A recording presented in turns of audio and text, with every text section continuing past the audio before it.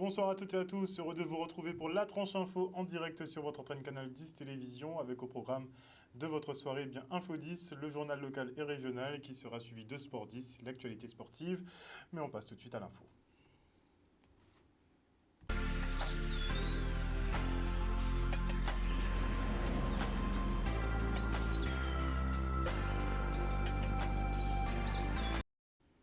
Nous sommes le vendredi 5 novembre 2021 et voici les titres de ce journal.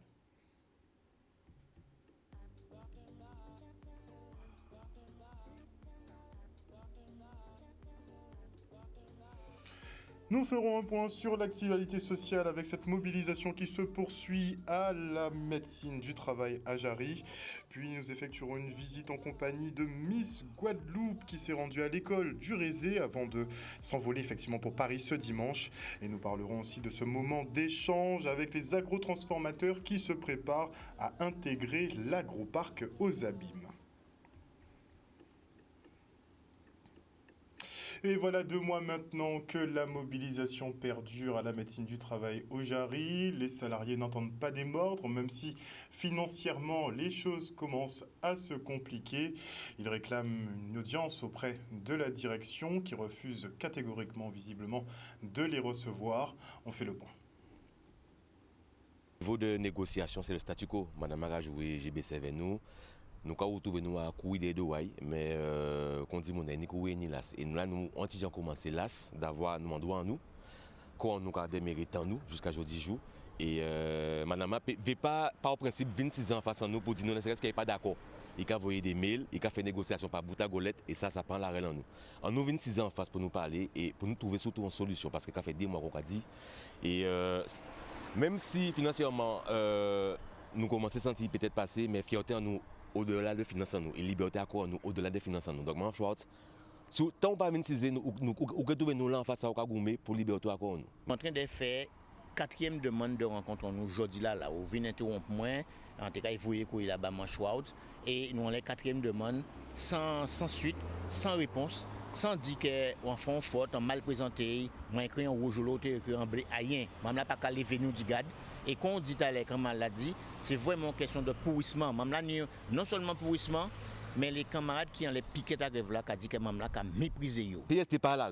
Parce qu'au-delà du fait qu'on a un grillage fermé, on a fait télétravail. Ça m'a mis à disposition le patron pour, on va dire, démocratiser le travail en mode fainéant. Donc, on est en paquet à médecins, on est en paquet à infirmiers, on dit dans là. Il y a un cas qui travaille, qui recevoir des salariés de Guadeloupe. Donc, physiquement parlant, on ne peut pas venir ici, mais à Casayo, on est rémunéré à faire télétravail. Sauf peut-être les gens qui sont en poste d'accueil, parce que j'ai un fait pour eux. Mais il faut savoir que c'est capable de pratiquer le télétravail. Donc, à l'arrêt, on ne peut pas dire que structure là à l'arrêt. Et depuis ça, il y a loué des locaux. Donc, on vient apprendre que des fois, il y a loué des locaux Jarry. Donc, c'est capoter manœuvre, qui a fait système d'AI pour recevoir les salariés. Donc, à les zones, il y a accablé nous, qui dit nous empêcher de fonctionner, mais dans le fond, il y a fonctionner. C'est ça qui est déplorable. On peut fonctionner, on peut laisser nous dire qu'on chien, on va trouver une solution pour nous. Et nous avons trouvé ça déplorable en fait. Donc on fait le télétravail, on salarié en guise de médecine du travail, ni certains but on ne peut pas faire. On ne peut pas voir zier, on ne peut pas voir garder, et on ne peut pas voir tendre, et on ne peut pas voir pisala. Après télétravail, on peut faire ça. Donc même là, nous commandant Nux, commissaire Rochat, commissaire Contilon, il n'y a rien à foutre de la santé des Guadeloupéens. Nous avons assisté à une dégradation organisée par Mandonix et par M. Bochat à système de soins en Guadeloupe. Et CISC a rentré dans un système de soins là au premier degré. Étant donné que l'on voit que les salariés rentrer en maladie, longue maladie pour travail, il faut savoir qui j'ai un travail, il faut savoir qui j'ai à pas télétravail ou que fait ça. Donc situation là, comme on l'a dit, nous bandés, c'est comme on l'a très déterminé, très remonté. Si moi je cherche à comprendre que décourager mon, il pète filaille. On a plein de camarades qui ont reçu courrier dans les hôpitaux, dans les cliniques, dans les structures de santé, les structures de médico-sociales qu'on l'UTAS. Et là, incident, 0 courrier. Les gens qui beaucoup présenté schéma vaccinal ou les gens qui ont envie de qui pas vaccinés, panique courrier de suspension. C'est ça nous avons trouvé bizarre. Alors, est-ce que ces grèves-là vont faire un choix de paix? Nous avons posé nos questions. Mais en tout cas, ici, dans concrètement parlant, pour courrier pour recevoir les non-grévistes. Et ça a fait nous plaisir, puisque quelque part, sans ça nous veille rien. Que pas le monde pas inquiété, que tout le monde fait travail à eux, en liberté de conscience à eux. Mais là, forcé de constater que pas le monde pour recevoir courrier dans la structure là. Ça. Les sapeurs-pompiers ont en tout cas commencé à recevoir effectivement leur courrier de mise en demeure et je les recevrai le mardi 9 novembre prochain. Et notez que alors que la situation se stabilise ici en Guadeloupe, eh bien les données épidémiologiques semblent repartir à la hausse en Hexagone, une augmentation logique au vu de la baisse des températures. Les autorités évoquent aussi un relâchement des gestes barrières, même pour les personnes vaccinées. Ils parlent de cluster effectivement chez les personnes âgées par exemple. Ils parlent aussi de la vaccination qui plafonne, visiblement 86% de vaccinés en France, ce n'est pas suffisant. Et le chef de l'État s'exprimera donc ce mardi également sur la question et indiquera la suite des événements, tant sur le plan sanitaire que sur le plan économique. Une prise de parole qui sera dans la lignée de l'allocution du 12 juillet dernier, qui avait laissé tout le monde sans voix. Emmanuel Macron qui devrait revenir sur la 3e dose de vaccin. Oui, puisque c'est le nouveau credo du gouvernement. C'est sa préoccupation principale. Et le pass sanitaire qui devrait, dans la foulée, être conditionné par rapport aux doses de rappel, un peu comme sur le modèle israélien. De toute façon, on sera fixé d'ici mardi. Et on se rend maintenant sur le chantier du nouveau groupe scolaire de Cailloux-Lamentin, un centre qui se veut intégré à l'environnement pavillonnaire. En plus des bâtiments d'enseignement, la structure compte une garderie de 400 places, un biotope et 2 jardins pédagogiques. Le reportage de Stanley Manicor. Souhaitions, nous, faire un centre, un groupe scolaire complètement intégré à la zone. Et quand on regarde tout autour, on s'aperçoit qu'on est dans un tissu pavillonnaire avec des bâtiments AR, des petites villas individuelles. Et donc, ce que nous voulions, c'est intégrer complètement ce centre et avoir donc que l'impact de ce centre soit réduit sur la zone, tout en représentant un équipement majeur que peut représenter ce temple de la connaissance. Donc, en fait, à l'intérieur, nous avons par contre toutes les dernières normes qui sont appliquées, toutes les économies d'énergie qui sont appliquées, nous avons du solaire, bref, nous sommes complètement innovants dans la façon dont nous fabriquons le bâtiment. Mais pour l'extérieur, il en revient une image complètement intégrée à Cailloux-Lamentin. Une chance aussi pour les élèves du Lamentin qui pourront bénéficier d'un groupe scolaire neuf, aux normes, notamment sur le plan sismique, et qui permettra aussi de mutualiser tout un ensemble d'équipements, que ce soit sur le plan numérique, que ce soit sur le plan du livre, que ce soit aussi sur le plan sportif ou culturel. Et je crois que ce sera un élément fort de l'attractivité de la commune du Lamentin et un élément fort aussi de la réussite de nos élèves. Le projet qui est la construction de cette école de Cailloux qui va recevoir près de 500 élèves, de nouveaux élèves, mais aussi les élèves de Castel et les élèves de Vincent, dans le cadre du plan sismique, est un projet qui nous tenait à cœur parce qu'il faut savoir que depuis très longtemps, on en parle.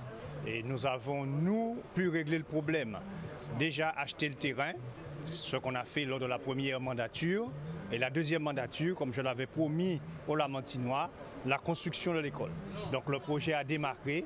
Donc aujourd'hui, nous installons la première pierre, puisque nous allons passer à l'autre phase maintenant, que le démarrage même de la construction du bâtiment. Donc nous sommes très contents de pouvoir offrir ça aux Guadeloupéens, de pouvoir offrir ça aux Lamentinois, et de pouvoir dire que ce cadre-là, qui est un cadre pensé, réfléchi pour la sécurité des enfants, mais aussi pour un meilleur confort au sein de l'école, permettra d'améliorer aussi les réussites scolaires. Et dans le cadre du projet d'Agroparc aux Abîmes, la communauté d'agglomération Cap Excellence organise des ticosés. Les artisans sont invités à faire part de leurs doléances et expériences pour élaborer des stratégies porteuses pour nos productions locales, enfin certaines d'entre elles, pas toutes. On débriefe avec Jean-Luc Céligny, vice-président de la commission développement territorial à Cap Excellence. Le ticosé est quand même fondamental dans la mesure où c'est la volonté de la communauté d'agglomération Cap Excellence et son président Éric Jalton, ainsi que les villes membres. Je remercie d'ailleurs le maire de la ville de Baie-Mahault qui nous accueille aujourd'hui à la médiathèque Paul Mado. Donc ces rencontres sont indispensables puisque le projet qui est le nôtre, que nous voulons voir concrétiser l'Agroparc Caraïbes Excellence, exige quelque part de pouvoir rencontrer, écouter les acteurs de l'agrotransformation, les agriculteurs également. Et donc, au travers de ces ticosés correspondant effectivement à un certain nombre de filières qui ont été identifiées, eh bien, nous avons la volonté d'échanger, je l'ai dit, de voir organiser, mieux structurer également en amont l'agrotransformation, puisque c'est le public identifié aujourd'hui dans le cadre de ces rencontres, pour pouvoir en amont tenter tout simplement de faire entendre en tout cas aux uns et aux autres la nécessité pour nous de mieux nous organiser. La crise Covid nous a fait la démonstration lorsqu'il y a eu le confinement total, que nous avons la possibilité aussi, nous, de penser justement que nous ne devons pas avoir recours uniquement en temps de difficulté à cette production locale. De plus en plus, et le projet alimentaire territorial que nous développons également à Cap Excellence témoigne du fait que nous voulons éduquer et permettre cette transformation alimentaire. Et aujourd'hui, cette rencontre a permis quand même d'identifier un certain nombre de problématiques avec les acteurs qui se sont exprimés. Nous aurons des rencontres jusqu'à la fin du mois de novembre et j'invite quelque part celles et ceux qui entendront et verront cette interview sur votre chaîne à venir, à participer activement, puisque nous avons besoin de cette contribution à Cap Excellence et largement, puisque l'Agroparc Caraïbes Excellence n'est pas simplement un projet à destination des habitants de ce territoire, mais plus largement pour la Guadeloupe, l'archipel guadeloupéen. Et on enchaîne avec l'inauguration du nouveau parking de Lens-Laborde à Anse-Bertrand. L'aire de stationnement a été complètement aménagée pour optimiser la place disponible et vous faciliter le travail. Regardez. Nous sommes là pour inaugurer les travaux de rénovation du parking de Lens-Laborde, puisque c'était une promesse que j'avais faite. Et en 2019, nous avons lancé le marché de travaux. Et aujourd'hui, les travaux sont terminés. Et nous sommes très heureux d'avoir réceptionné ces travaux la semaine dernière. Et aujourd'hui, nous faisons l'inauguration pour remercier nos partenaires, plutôt notre partenaire, la région Guadeloupe, qui a contribué à financer ces travaux à hauteur de 60 000 € et la commune 40 000 € pour un montant total de 100 000 €. Et remercier aussi les entreprises, la maîtrise d'œuvre, et aussi informer notre population que dorénavant, elle pourra bénéficier de l'utilisation de ce parking, puisque c'était le but d'apporter un confort pour la sécurité et le bien-être des administrés, mais aussi pour la population guadeloupéenne et autres qui fréquentent cette plage de Lens-Laborde, qui est l'une des plus belles plages de la Guadeloupe. Alors on a commencé le début du dessin du parking fin 2019 et en effet la crise sanitaire est arrivée au mois de mars 2020. Du coup on a eu une année où on n'a pas pu beaucoup communiquer entre la mairie et le bureau d'études, ce qui nous a justement enlevé un peu une année de travail. Donc, mais bon, qu'on a rattrapé après en 2021 pour finir aujourd'hui le chantier. Ce parking est destiné à l'ensemble de la population de la Guadeloupe, particulièrement aussi dans Anse-Bertrand, et aussi c'est un parking qui a une capacité d'environ une cinquantaine de places à peu près, gratuit. Comme je l'aurais dit, c'est complètement gratuit parce qu'on a eu des subventions de différents services de la Guadeloupe, que ce soit la région, la commune, à participer. C'est un aménagement qui nous convient parfaitement parce que ça va permettre que les gens pourront venir profiter de la plage de Lens-Laborde, qui est une plage assez agréable, que je conseille aux gens de venir, mais aussi qu'il y a une dangerosité. Il ne faut pas le cacher. Au niveau, il y a des panneaux qui le signalent, mais c'est une plage qui est dangereuse en profondeur. Donc il faudra faire attention même si on vient, et c'est une plage qui n'est pas surveillée. Et maintenant, on salue Anita Blaz, la championne d'escrime, qui a effectué aujourd'hui une visite dans son ancienne école à Bragelonne à Bémao.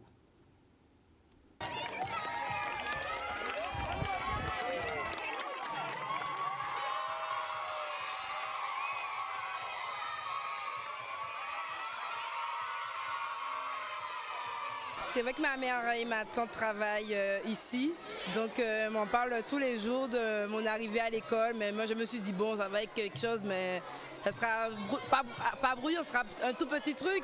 Et j'arrive, je vois les enfants émerveillés. Et franchement, ça m'a fait chaud au cœur. Je suis très contente. C'est vrai, j'étais à l'école ici. J'ai fait ma maternelle ici. Et après, je suis partie en cours élémentaire dans une autre école. Mais je suis très contente d'être ici. Chez moi, en fait, je suis une petite de Bragelonne. Et je suis très contente. Ça montre que tout ce qu'on fait, quand on met sa pierre à l'édifice et qu'on voit après ce que ça porte, eh ben on est toujours un peu fiers, effectivement.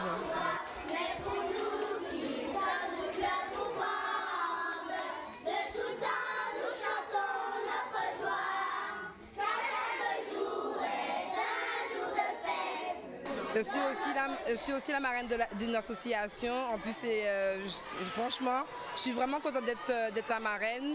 Et je viendrai plus souvent voir les petits et rendre visite à la directrice de cette école. Le partenariat, c'est quelque chose, en fait, les enfants, dans l'esprit UCEP, ils ont quand même, on a quand même un parcours citoyen, on veut apporter des éléments pour l'avenir des enfants. Et en fait, ça montre que c'est la preuve en fait que les enfants ils ont un modèle, qu'ils aient un modèle en fait, et qu'ils peuvent atteindre. Dans son discours, elle l'a tenu, qu'ils peuvent atteindre leurs rêves les plus chers en mettant beaucoup de travail et en ayant beaucoup de volonté. Voilà. Elle a été véritablement formidable dans ses propos, en leur disant qu'il ne faut jamais reculer devant rien, même devant les échecs. Il faut continuer, il faut poursuivre. Et en ma qualité d'enseignante, c'est ce même discours aussi également que je dis qu'il faut tenir face à nos enfants, leur faire comprendre qu'on peut rencontrer des difficultés dans la vie, et c'est la vie d'un sportif aussi également. Mais l'essentiel, c'est d'avoir des objectifs au bout de tout cela et de pouvoir y parvenir. Sans prétention aucune, je dirais que c'est une grande fierté pour le peuple guadeloupéen. Ah ouais, ben là, le 2024, c'est la médaille d'or et pas d'autres médailles. Hein. Franchement, c'est compliqué. Il y a encore 3 ans de travail. C'est vrai, c'est long. Donc, ramener la médaille d'or, ça serait le Graal. Mais j'y travaille pour. Donc, si j'ai la médaille d'or, je serais trop contente.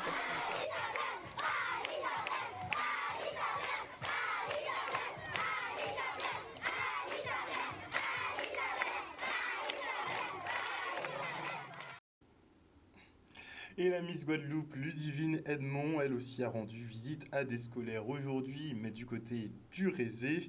Avant de décoller pour Paris ce dimanche pour l'élection de Miss France, eh bien, elle a tenu à véhiculer des messages autour de l'acceptation de tout soi, de l'estime et de la confiance. Regardez.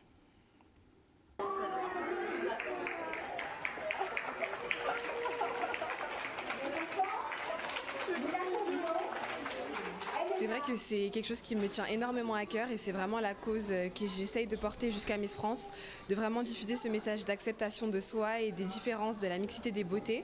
Et ça me fait énormément plaisir de venir dans cette école aujourd'hui et d'aller à la rencontre des enfants parce qu'ils ont vraiment compris et ils ont vraiment inculqué ce message d'estime de soi et de confiance en soi dans leur mantra, j'ai envie de dire. Beaucoup d'émotions, c'est vraiment beaucoup d'émotions. Déjà, j'aime beaucoup les enfants, donc c'est vraiment un gain d'amour avant mon départ qui s'approche parce que c'est dimanche, donc dans 2 jours, et ça me fait énormément plaisir d'être là.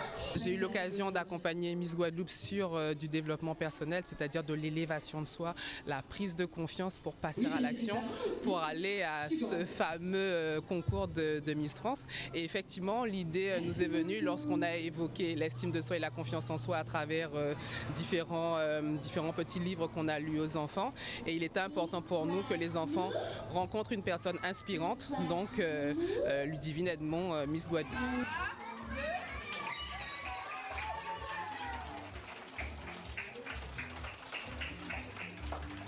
C'est vrai qu'à cause de la crise sanitaire, c'est des choses que j'ai pas eu forcément l'occasion de faire depuis mon sacre, mais tout s'accélère et s'enchaîne à l'approche de mon départ et ça tombe au bon moment parce que c'est vraiment ça dont j'ai besoin avant dans mon aventure Miss France. Je voulais faire initialement cette intervention en lycée, mais c'est vrai que je trouve que ça vraiment mieux de le faire avec des plus petits parce que à cet âge-là c'est vraiment des éponges et ils imprègnent de tout ce qu'on leur dit, donc Donc c'était vraiment l'idée parfaite. Ils étaient extrêmement impatients. Dès lors qu'on a parlé du projet, qu'on leur a expliqué que la Miss allait venir, ils se sont tous préparés, ils ont tous préparé des dessins, ils ont tous préparé leurs questions, ils ont tous dit qu'ils allaient lui transmettre leur amour. Enfin, vraiment, ils étaient très, très, très impatients. On demande aux enfants d'avoir confiance en eux par rapport à leur physique, mais on leur explique aussi qu'il est très important, très intéressant, très impactant d'aller au-delà et d'aller sur l'aspect mental, l'aspect intellectuel, savoir des choses. Sarah m'a été d'une grande aide et elle continue de m'aider, même si je pense qu'on ne pourra pas se voir étant donné que je pars pour Paris,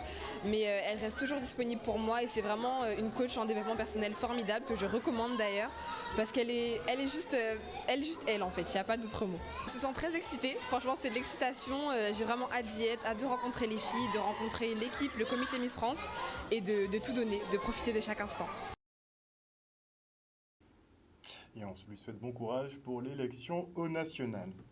Voilà, chers téléspectateurs, nous sommes arrivés au terme de ce journal. Merci pour votre fidélité à ce programme. N'oubliez pas que sur Canal 10 Télévision, vous faites l'information que nous diffusons. Le journal local revient lundi à 18h30. En tout cas, passez un excellent week-end à l'écoute de Canal 10 Télévision. Je vous retrouve lundi et je vous fais plein de bisous. Prenez soin de vous et de vos proches. Bye.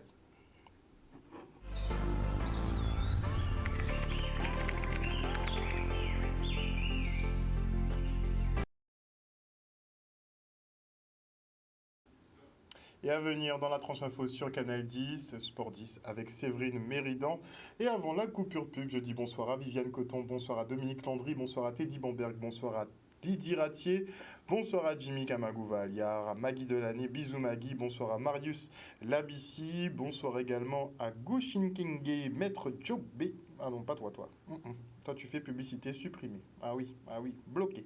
Bonsoir au général Franck Abar, bonsoir à Odile Zingilé, bonsoir à Julie Noglotte et à tous les internautes qui nous suivent régulièrement sur le Facebook de Canal 10 Télévision. Je fais un bisou aux gens que je connais, au passage, tiens. Et on se voit bientôt. Allez, ciao.